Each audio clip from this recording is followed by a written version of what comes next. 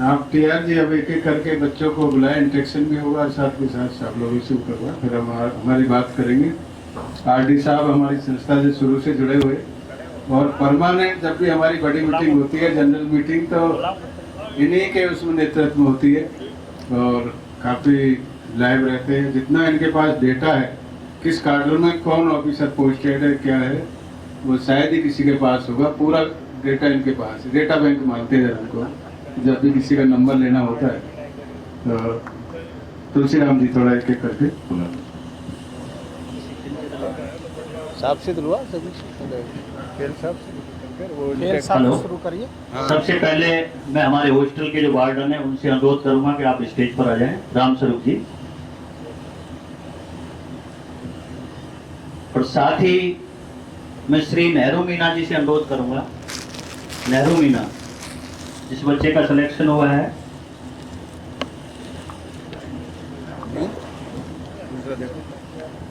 Next शिवकेश Meena. अरे आज आए उनको बुलाओ। ये लिस्ट में आए, क्यों आए? मेरे ख्याल ये पूरी लिस्ट है। ये पूरी लिस्ट पूरी में से नहीं आया ना काफी लोग। वो कटता पढ़ते जाइए। श्री जितेंद्र मीना, चल पढ़ते जाइए। आगे बोलो। ब्रिज मोहन मीना, संजय सिंह मीना, डॉक्यूमेंट चेक करा, मोहित कुमार मीना। आइए। और मैं हमारे संस्था के अध्यक्ष माननीय पीआर मीना साहब और प्रबंधक कमेटी के चेयरमैन पीएल मीना साहब से अनुरोध करूंगा कि इनको पुष्प दे करके इनका वेलकम करें। रिंकेश मीना, रिंकेश मीना, कमलेश कुमार मीना। आइए रिंकेश मीना, एक मिनट।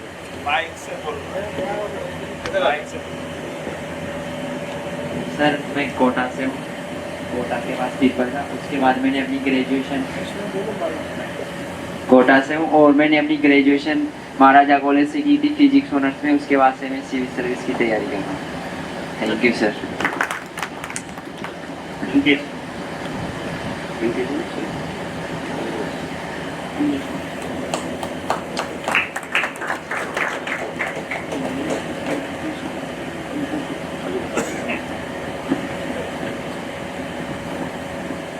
सर मेरा नाम रिंकेश मीना है। मेरे गांव के कड़ी तहसील सपोटरा, जिला करौली है।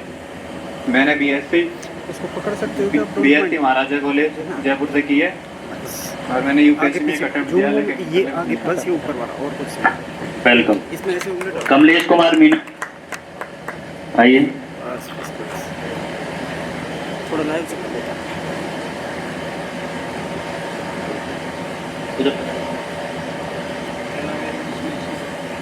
पहला वेरिफिकेशन इसी बच्चे का हुआ था, कमलेश कुमार मीना का, और उत्सुक थे। बीच बीच में देख रहा था मैं, इनका जैसे ही लिस्ट डाली थी तो तुरंत सर कैसे होगा, बेटा इसमें देख लीजिए आप। Hello, next Mahendra. मेरा नाम कमलेश कुमार मीना है। मैं गांव चारोड़ा, तहसील नांगल राजावतान, जिला दौसा गाँव। मैंने मेरी ग्रेजुएशन जयपुर राजस्थान कॉलेज से की है। श्री महेंद्र मीना,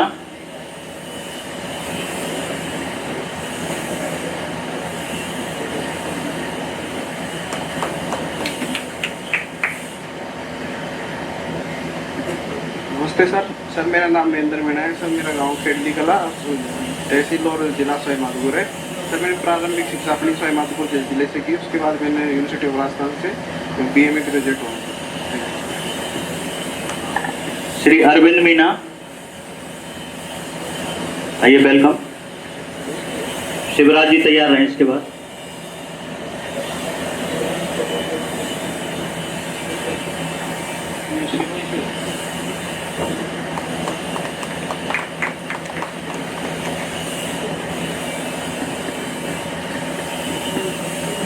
सभी को सादर प्रणाम। मेरा नाम अरविंद मीना है। मैं सिरोही डिस्ट्रिक्ट के से शिवन का रहने वाला हूँ। मैंने अपनी ग्रेजुएशन बीटेक करी है IIIT जबलपुर से, और उसके बाद से मैं सिविल सर्विस की तैयारी कर रहा हूँ। कार्तिकेय मीना, कमल मीना तैयार रहे इसके बाद में।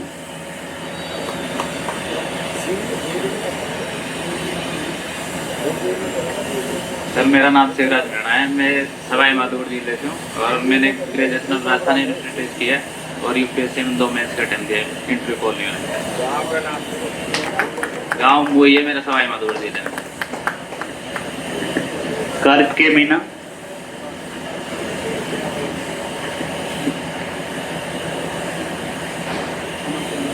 कमल जी तैयार रहे। कमल का फूल देने के लिए। सर मेरा नाम कार्तिक मीणा है और मैं दौसा के मालपुरे गांव के रहने वाला हूँ और मैं राजस्थान कॉलेज से मैंने बीए ऑनर्स से डिग्री प्राप्त की। उसके बाद में मैं सिविल सर्विस दे रहा हूँ। हिमांशु मीना। कमल जी। इसके बाद हिमांशु तैयार रहे।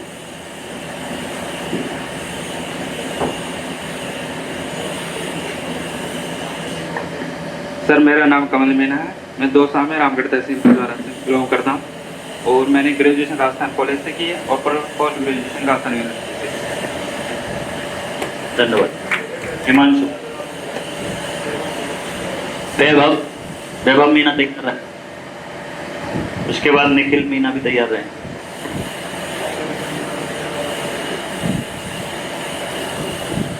सर मेरा नाम हिमांशु मीना है। मैं राजगढ़ सदैनी दूरली गाँव है मेरा और मैंने ग्रेजुएशन NIT मणिपुर से की है। उसके बाद 3 मंथ LNT डिफेंस में जॉब की है और अभी वेलकम। वैभव।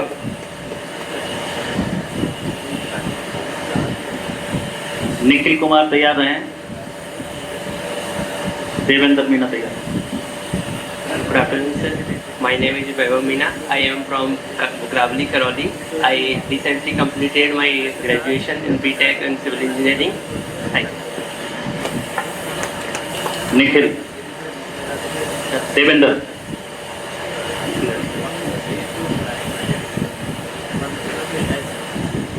लक्ष्मी नारायण मीना जी तैयार रहे। आए। फर्स्ट ऑफ ऑल आप सभी को बहुत बहुत धन्यवाद देना चाहता हूँ कि मेरे को यहाँ पे रहने का अवसर मिला। मेरा नाम देवेंद्र कुमार मीणा है। मैं राजस्थान विश्वविद्यालय से ग्रेजुएशन बैचलर ऑफ साइंस में किया हूँ। मैं अलवर जिले का निवासी हूँ। Very good. रजत मीना।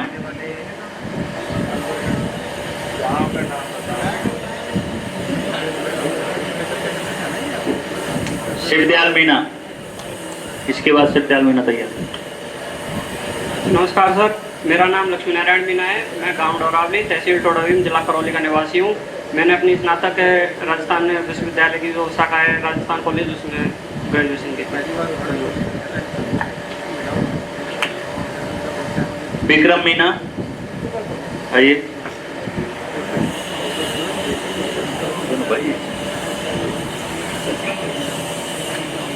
राहुल मीना तैयार हैं Rahul Meena. Vijay Singh Meena.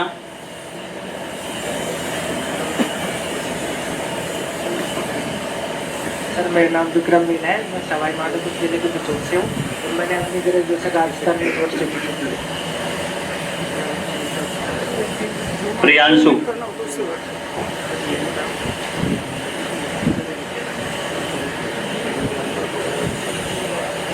Good afternoon sir, मेरा नाम विजय सिंह मीना है। मैं करौली जिले के गाँव मानकी से हूँ। मैंने ग्रेजुएशन ह्यूमैनिटीज में यूनिवर्सिटी ऑफ राजस्थान से किया है।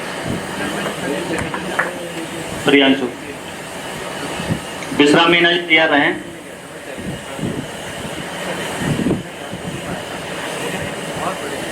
सर मेरा नाम प्रियांशु जैन है। मैंने अपनी BTech mechanical engineering NIT Allahabad से की है और मेरा गांव नेहबाद है।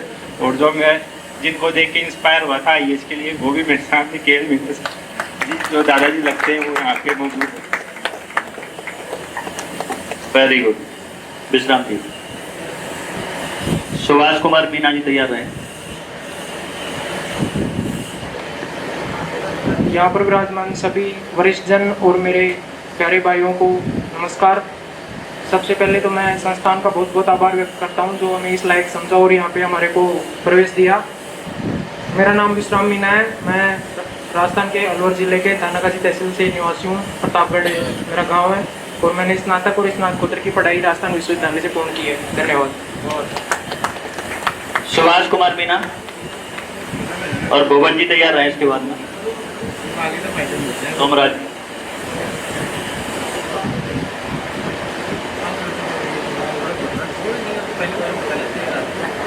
सबसे पहले सबको गुड आफ्टरनून और मेरा नाम सुभाष कुमार मीना है और मैं दौसा ज़िले का एक छोटे से गांव का निवासी हूं और मैंने ग्रेजुएशन और पोस्ट ग्रेजुएशन बीएससी और एमएससी राजस्थान यूनिवर्सिटी से की है और बड़ा गांव। और सर सबसे पहले तो हमारी जो कम्युनिटी है आदिवासी जनजाति जिनसे हम बिलोंग करते हैं तो उसको हमारे युवाओं को स्पेशली सिविल सर्विस को हमें एक इतनी बड़ी अपॉर्चुनिटी जिन लोगों ने दी है मैं उनका तहे दिल से धन्यवाद करना चाहता हूं। और आप लोगों ने जिस उम्मीद के साथ हमको यहाँ पे जिस चीज़ के लिए इनवाइट किया है हम आपकी जो इच्छाएं हैं हम उनको पूरी करने की जरूर कोशिश करेंगे। धन्यवाद। Very good. भुवन जी। सोमराज जी आ जाइए। सर मेरा नाम भुवन मीना है। मैं रहने वाला ग्राम पंचायत टोकसी तहसील और सवाई माधोपुर से हूँ। मैंने मेरी B Tech IIT Delhi chemical engineering की पास आउट किया।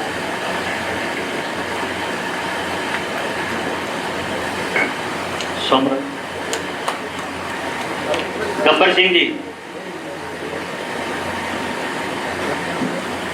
सर मेरा नाम सोमराज है। मैं दौसा डिस्ट्रिक्ट के सिकरा तहसील के ग्राम घुमना के और मैं UG स्टेज में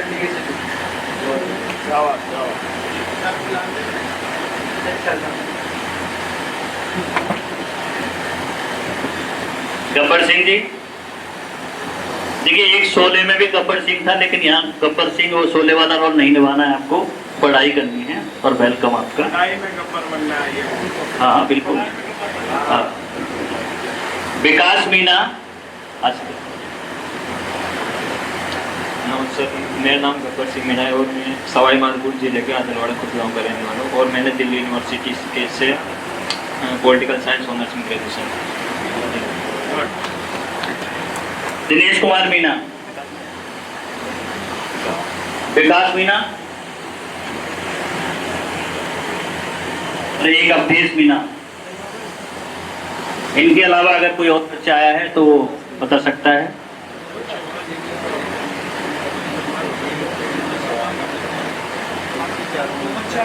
दो बच्चे और आए हुए हैं वो दोनों आ जाए स्टेज पर जो अभी अपना वेरिफिकेशन करवाने के लिए आए हुए हैं वो दोनों आ जाए स्टेज पर।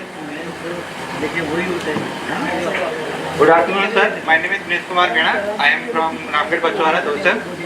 I completed my BTech in Electrical Engineering from IIT Dhanbad in 2024. Thank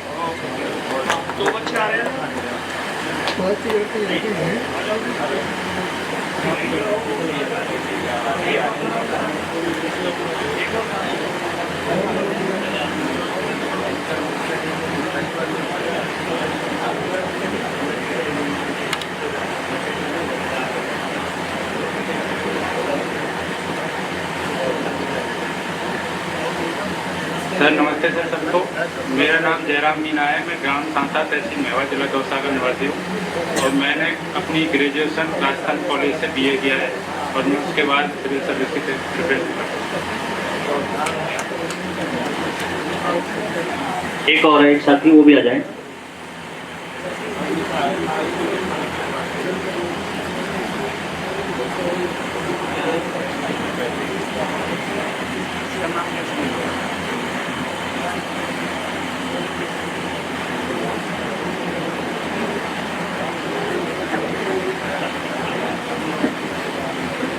sir आप स्थान ग्रहण करें। हेलो सर, मेरा नाम अमन मेहर है। मेरा गांव सरसेना तहसील टोडीम जिला करौली का निवासी हूँ। मैंने महाराजा कॉलेज से BSc किया हुआ। अब मैं माइक को दोबारा से RD साहब को देना चाहता हूँ। RD साहब आप माइक लें। और आगे की कार्रवाई संचालित करेंगे।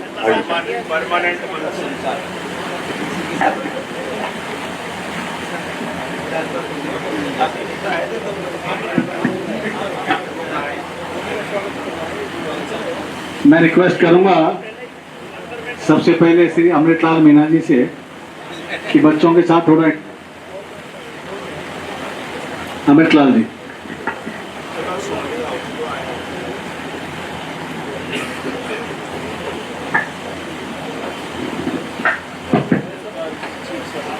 आदरणीय केएल सर और मंच पर विराजमान सभी आदरणीय वरिष्ठ पदाधिकारीगण, उपस्थित साथियों एवं प्यारे बच्चों, ये बहुत ही प्रसन्नता का विषय है कि ये छात्रावास आज बनकर तैयार हुआ है और सिविल सर्विसेज की तैयारी करने वाले 50 बच्चे और 4 रिसर्च स्कॉलर्स को यहाँ रहने की व्यवस्था हुई है।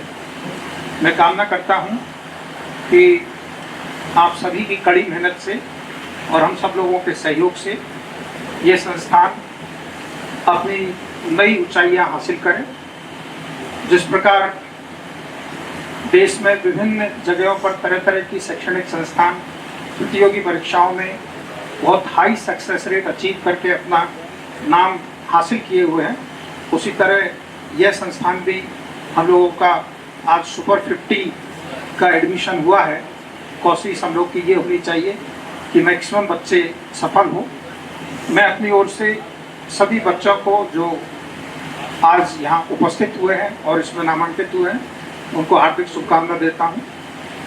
अब मैं चूँकि रिटायर्ड हो गया हूँ पिछले महीने और सामान्यतः मैं दिल्ली ही रहूँगा, तो वैसी स्थिति में कार्यकारिणी समिति मेरे स्तर से जो अपेक्षित जिम्मेदारी होगी उसको मैं निभाने की कोशिश करूँगा और मैं सप्ताह में 15 दिन में जरूर एक दिन आप लोगों के साथ दे करके अपने अनुभवों से और जानकारी से आपको लाभान्वित करने की कोशिश करूँगा। मेरी आप सभी को बहुत बहुत शुभकामनाएं।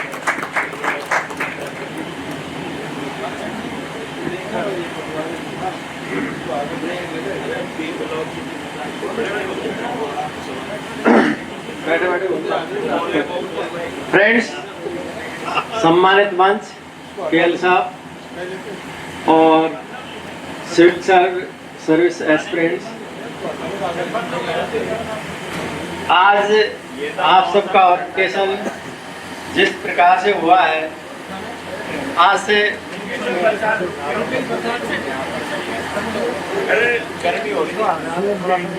ये आप प्रिपरेशन के लिए आए हो, तब आपके लिए समाज इतना सक्षम और कैपेबल हो चुका है कि आप लोगों का ओरिएंटेशन प्रोग्राम सिर्फ तैयारी करने से पहले कर रहे हैं। एक ज़माना था जब सिविल सर्विस होने के बाद में भी कहीं किसी का जो गांव में वैसे पता लगता है वो एक अलग चीज़ है, अदरवाइज़ कोई ओरिएंटेशन नहीं, सीधा जहाँ ट्रेनिंग करना है वहाँ जाइए और ज़्यादा से ज़्यादा 1-2 रिश्तेदार आपके आके आपके साथ में खुशी शेयर कर सकते हैं।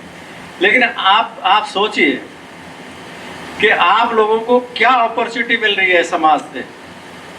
तो मेरा ये आपसे कहना है कि ये जो अपॉर्चुनिटी दी है इसको लूज मत करना, इसका यूज करना। इफ यू लूज दे आप परमानेंटली लूज हुए।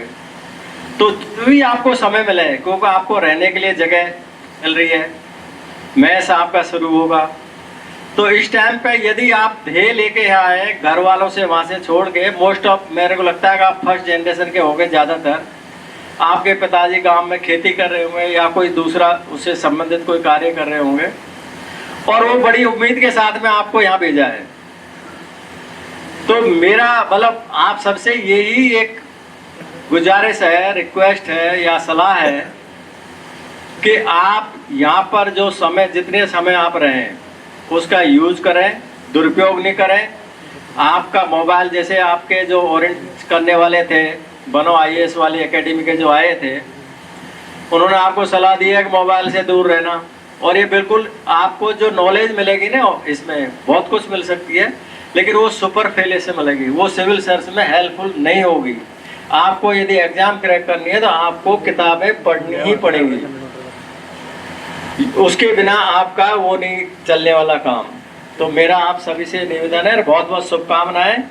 और जैसे बाकी आज क्योंकि आप you think there are 12 civil servants who are welcoming you institution, ये कोई छोटी मोटी बात नहीं है, देखने को नहीं मिलते हैं ऑफिसर्स, लेकिन समाज में जो ताकत आई है तो इसका सम्मान रखना, इसकी इज्जत रखना और उसी हिसाब से आप भी कामयाबी प्राप्त करना, यही मेरी शुभकामना है। और यही मैं आप सबके लिए बहुत बहुत धन्यवाद देता हूँ।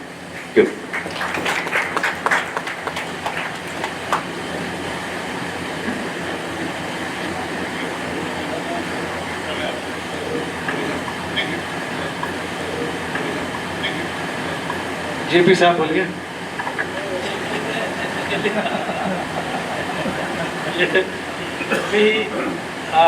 एक मोटिवेटेड थे जो बनो IAS आए थे, वो ये कह रहे थे कि ज़्यादा पढ़ने के लिए एक कंपटीशन था कि कौन AC लास्ट में स्विच ऑफ करे। वो कंपटीशन हमारे यहाँ भी होता है कि सबसे ज़्यादा माइक कौन पकड़े। तो लेकिन ये भी एक पार्ट ऑफ पर्सनालिटी है।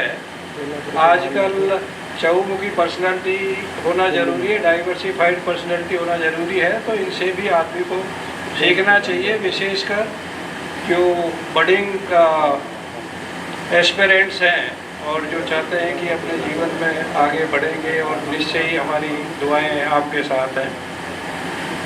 ये इंस्टीट्यूशन जिसमें आज हैं, इसको बहुत ही ज़्यादा मेहनत करके और एक समाज के बहुत ही बड़े सपने के साथ में बनाया है। ये पिछले करीब 7-8 साल 2015 में इसका कंसेप्चुअलाइजेशन किया था, और उसके बाद से तैयारियां कोशिशें चलती रही। इसके बाद जो 18 के बाद में इसमें थोड़ा ज़्यादा गति आई, लेकिन कोरोना की वजह से फिर 2 साल का गैप आया, और उसके बाद इसको कंप्लीट करने में हमें काफ़ी मेहनत मशक्क़त करनी पड़ी। खुशी की बात यह है कि जो सपना हमने देखा था, यहाँ के समाज के जितने भी ऑफिसर्स हैं, वो पूर्ण रूप से नहीं लेकिन एक आंशिक रूप से पूरा हुआ। और आज खुशी का दिन है कि जो कंसेप्चुअलाइजेशन किया गया था उसके हिसाब से आप यहाँ रह करके अपना भविष्य बनाने के लिए तैयार हुए हैं। जिंदगी में कंपटीशन बहुत ही इम्पोर्टेंट है, और ये भी नहीं है कि success is not final and failure is not fatal. आदमी ने 1 बार दी, 2 बार दी एग्ज़ाम और उसमें सक्सेस नहीं भी हुआ तो उससे हताश होने की ज़रूरत नहीं है, लेकिन हमें ये भी मौका नहीं देना चाहिए कि हम अगला बार देंगे, इस बार हम देख रहे हैं। जब तक आप अपना 100% नहीं देंगे तब तक आपको सफलता मिलना मुश्किल है, क्योंकि तुक्केबाजी का ज़माना अभी नाउ इज ओवर। ये ज़रूर है कि जो मेहनत करता है उसको सफलता मिलती है। तो जो आपको ओरिएंटेशन के टाइम पर बताया गया था कि you will be under watch, कि आप कितने सीरियस हैं, और यदि लगा हमें कि कोई बच्चा अपना 100% नहीं दे रहा है, वो पूरी कोशिश नहीं कर रहा है, और इसको एक मात्र यहाँ रहने की जगह ले करके और उसकी एक्स्ट्रा करिकुलर एक्टिविटी ज़्यादा फोकस में है, तो निश्चय ही हम चाहेंगे कि वो बच्चा इसको जगह को खाली करके दूसरे बच्चे जो उससे ज़्यादा सिंसियर हो सकते हैं उनको वो दे। तो ये एक इस हिसाब से नहीं है कि हम आपको किसी को दंडित करना चाहेंगे या निष्कासित करना चाहेंगे, बट ये इस वजह से है कि जब आपको लगे कि आप खुद अपना 100% नहीं दे पा रहे हैं, तो उस टाइम पर आपको जगह खाली कर देना ही अच्छा है। आपने कौन बनेगा करोड़पति का एक एपिसोड देखा होगा, जहाँ एक व्यक्ति था जो लगातार सारे क्वेश्चनों का जवाब देते हुए उसने 3,20,000 रुपये जो पहला पड़ाव था वो जीता था। फिर उसके बाद में इंटरवल हुआ, दोबारा जब वो आया तो उसने ये कहा कि मैं यहीं इसको ट्वीट करना चाहूँगा। तो सब लोगों को, अमिताभ बच्चन जी को भी बड़ा आश्चर्य हुआ कि तुम इतना अच्छा कर रहे हो, एक भी सवाल का तुमने अभी तक गलत जवाब नहीं दिया, सारी तुम्हारी ऑप्शन अभी भी बाकी हैं। तो उसने क्या जवाब दिया कि मैं सोचता हूँ कि मुझसे ज़्यादा आवश्यकता के लोग हो सकते हैं जो इंतज़ार कर रहे हैं। मुझे शायद पैसे की उतनी आवश्यकता नहीं है, मैं शौक के तौर पर आया था, इसलिए मैं यही ट्वीट करके उनको अवसर देना चाहूँगा। और जो दूसरे व्यक्ति को उसके बाद जो अवसर मिला वो बहुत ही गरीब और रूरल एरिया से आई हुई एक लेडी थी जिसको कि पैसे की ज़िंदगी में बहुत ज़्यादा आवश्यकता थी, और उसने अच्छा पैसा उससे लिया और शायद हो सकता है कि उसने अपने बच्चों के भविष्य के लिए उसको लगाया। इसी तरह से यदि आप में किसी को भी लगे कि अब हम इस संस्था में हमारा 100% नहीं दे पा रहे हैं जिस उद्देश्य से हम आए हैं, तो ये अच्छा होगा कि आप उसको जगह को खाली करें, जिससे आपका कोई दूसरा भाई ज़्यादा ज़रूरतमंद है वो उसको यूज कर सके। समस्याएं भी आएंगी, सारा कुछ होगा, लेकिन आपका ध्येय एक होना चाहिए। और मुश्किलें सबको आती है। किसी कवि ने कहा है, युद्ध नहीं जिसके जीवन में वो भी कितने अभागे होंगे, या तो प्रण को त्यागा होगा या फिर रण से भागे होंगे। तो युद्ध सबके जीवन में है। अब ये देखना है कि आप भागते हो या उस प्रण को पकड़ करके बैठते हो जिसके लिए आपके माता पिता आस लगाए हुए हैं, वो इस गर्मी में खेतों में काम कर रहे हैं, और समाज से भी आपको एक आशा है। और आपकी जिम्मेदारी विशेषकर ज़्यादा इसलिए हो जाती है कि ये पहला बैच है। इस इंस्टीट्यूशन की रेपुटेशन आप में से सफल होने पर बहुत ज़्यादा टिकी हुई है। तो एक प्रेस्टीज का इश्यू है फर्स्ट बैच, पायनियर बैच होने के नाते, कि आप जी लगा के मेहनत करें। आपको किसी भी चीज़ की पर्सनल लेवल पर, ग्रुप के लेवल पर आवश्यकता हो, निसंदेह होकर के किसी भी समय आप हमसे कांटेक्ट कर सकते हैं, और हम पूरी कोशिश करेंगे कि आपका यहाँ रहना आरामदायक रहे और आप ज़्यादा से ज़्यादा समय अपने जो ऑब्जेक्ट, जो उद्देश्य है, उसकी पूर्ति में लगा सकें। धन्यवाद।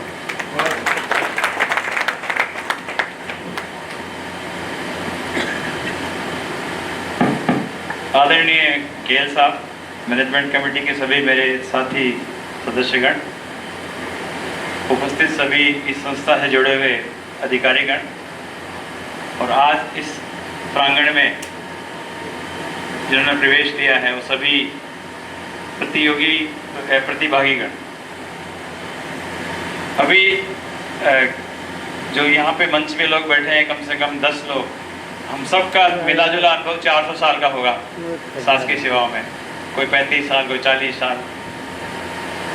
तो ये इतना बड़ा अनुभव जो आपके सामने है, ये पीआर साहब की ही देन है कि सबको यहाँ इकट्ठा किया। और अन्यथा ये जो भी अनुभव है या जो भी ज्ञान है, ये धीरे धीरे विलुप्त होगा, और हो सकता है कि इस हमारी संस्था के काम ये अनुभव आ जाए, और यदि थोड़ा अनुभव भी काम आएगा तो हम अपना सौभाग्य समझेंगे। मैं प्रारंभ से आपसे बात करना चाहूँगा कि हमारी भी जो पहली सीढ़ी थी गांव से के स्कूल से थी। मेरे ख्याल से कोई भी हम में से यहाँ बैठे हैं पब्लिक स्कूल में या कॉन्वेंट में नहीं पढ़ा, जहाँ तक मेरी जाने वाली। हो सकता है आप में से कुछ लोग पढ़े हों। तो सब लोग पहले स्टेज गांव की स्कूल, और वहाँ पर जितने भी यहाँ मेरे साथ बैठे हैं, किसी कोई मेरिट में आया, कोई डिस्टिंक्शन लिया उस समय, उस ज़माने में, और बहुत ही अच्छा कैरियर 10वीं 11वीं का आपका मिलेगा। पुराने सर्टिफिकेट आप देखिए, जितने भी साथी मेरे यहाँ बैठे हैं, तो वो सीढ़ी पहली आपकी नींव मजबूत वहाँ से हुई है, वो आपने क्रॉस कर ली। उसके बाद आप महाविद्यालय में आए, हो सकता है जयपुर आए या दिल्ली आए, वो एक क्वालिफाइंग सीढ़ी है किसी भी प्रतियोगी परीक्षा के लिए, ग्रेजुएशन। मैं अपनी बात या भागचंद जी की बात कर रहा हूँ, हम लोग एक ही क्लास में थे। मैं ये कहना ये चाह रहा हूँ कि ये पब्लिक स्कूल की बात जो मैंने की है, कई बार हम हीन भावना से ग्रस्त हो जाते हैं। अरे मैं तो गांव के स्कूल पढ़ा हूँ, जयपुर में आगे यहाँ बड़े बड़े स्कूलों से लोग आ रहे हैं। तो हम जब ऑनर्स में हमने प्रवेश लिया था तो हमारे जो ऑनर्स इकोनॉमिक्स की कक्षा में मेरे ख्याल 50 से ज़्यादा % लोग कॉन्वेंट स्कूल के थे या जयपुर के शहरी बैकग्राउंड के थे, और हम लोग गांव से आए थे और इकोनॉमिक्स काफ़ी टफ माना जाता था। हम लोग ऑनर्स में घुस गए, हिम्मत की, और ऑनर्स में भागचंद ने टॉप किया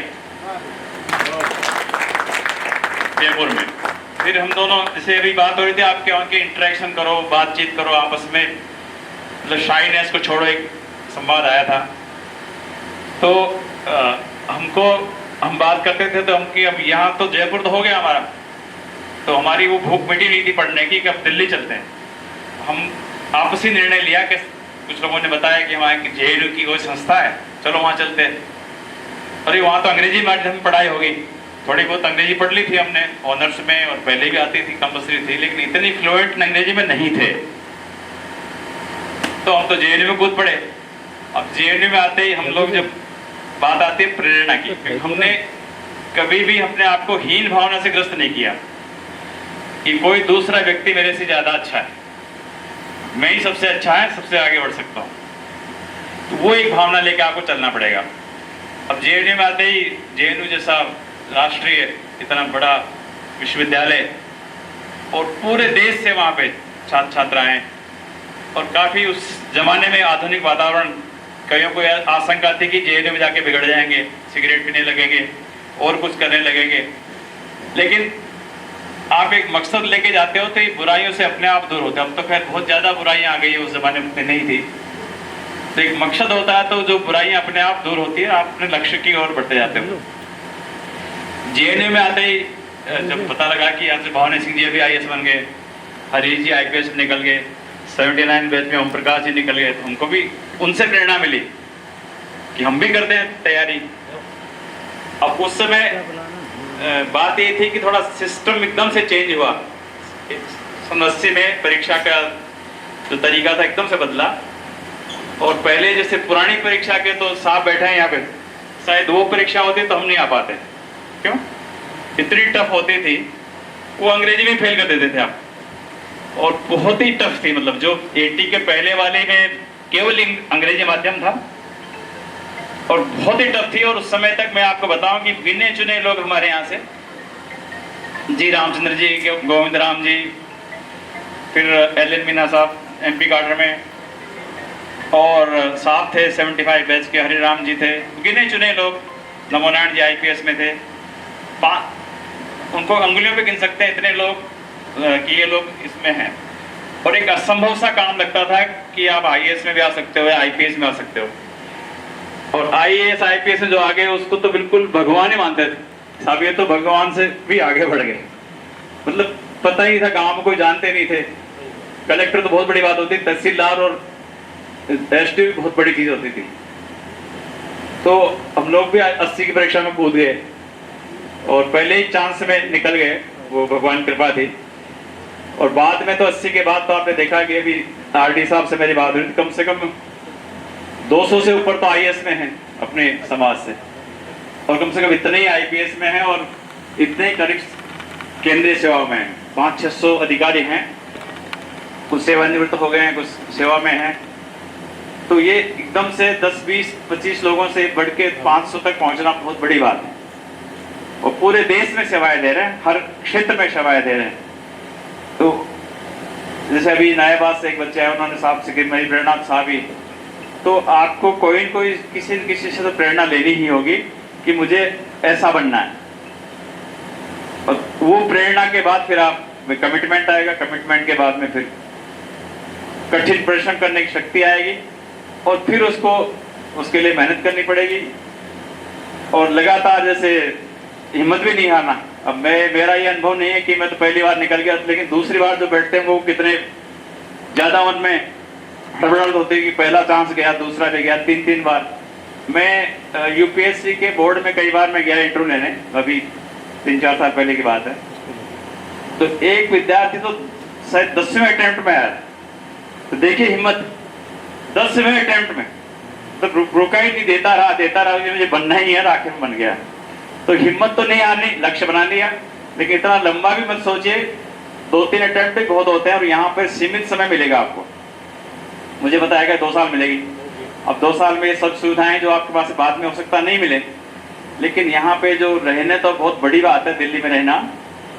और जो आपने जामिया से जो यह टाइप किया है, मैं तो बहुत खुशी हुई मेरी कि आपने इतने बढ़िया संस्थान को ओपन किया है जो इसमें अनुभवी हैं, और जिन्होंने भी थोड़ा सा यहाँ पे एक ट्रेलर दिखाया वो बहुत ही प्रभावशाली था कि जैसे जैसे जैसे बच्चों में ध्यान देके वो करेंगे। तो मेरे ख्याल से आप सब सौभाग्यशाली हैं कि इतनी बढ़िया गाइडेंस या मार्गदर्शन आपको मिलने जा रहा है, और वो डे टू डे मार्गदर्शन तो वही देंगे। हम लोग तो प्रेरणा ही दे सकते हैं या आप हमसे प्रेरित हो सकते हैं, या हमारे अनुभवों को कभी कभी पीआर साहब बुलाएंगे तब लोग हाजिर हो जाएंगे और अपने अनुभव बच्चों को बताएंगे। हालांकि हम लोग अब काफी पुराने हो गए, अब साहब तो 75 के, मैं भी 80 का हूँ। लगता है कि 80 बैच 45 साल पहले की बात होगी, 80 बैच आजकल की बात नहीं है। 45 साल बहुत बढ़िया होती है साहब का। 50 साल पहले IAS बने थे, देखिए। तो समय तो ऐसे ही निकल जाता है। मेरी शुभकामना है कि आप लोग कम्पीट करें, अच्छी IAS में, IPS में, सिविल सेवा में आए और अच्छी 30-35-40 साल की सेवा करें। सेवा के बाद भी ये सब नहीं समझे कि जब IAS IPS में आते हैं तो फिर हम अपने आप को भगवान मान लगते हैं कि मेरे से बड़ा तो कोई है ही नहीं। तो वो दौर बहुत जल्दी गुजरता है। मुझे रिटायर हुए 7 साल हो गए, तो आप 35 साल की सेवा भी कर लेंगे, पलक झपकते ही 40 वो भी समय हो जाएगा। उसके बाद भी बहुत कुछ करने को अगली इनिंग से, जैसे PR साहब कर रहे हैं। और दिल्ली में सपना था, 20 साल की मेहनत के बाद आज हम यहाँ बैठ के इतनी बात कर रहे हैं, ये हम सभी का सौभाग्य है। और आज आपने आमंत्रित किया, मैं बहुत बहुत आभारी हूँ। मैं बहुत पहले पिछली बार नहीं आ पाया था, उसके लिए क्षमा प्रार्थी हूँ, लेकिन जब भी आप याद करोगे मैं हाजिर होने की कोशिश करूँगा। और आज साहब यहाँ आए, बहुत बड़ी बात है। बहुत व्यस्त हैं,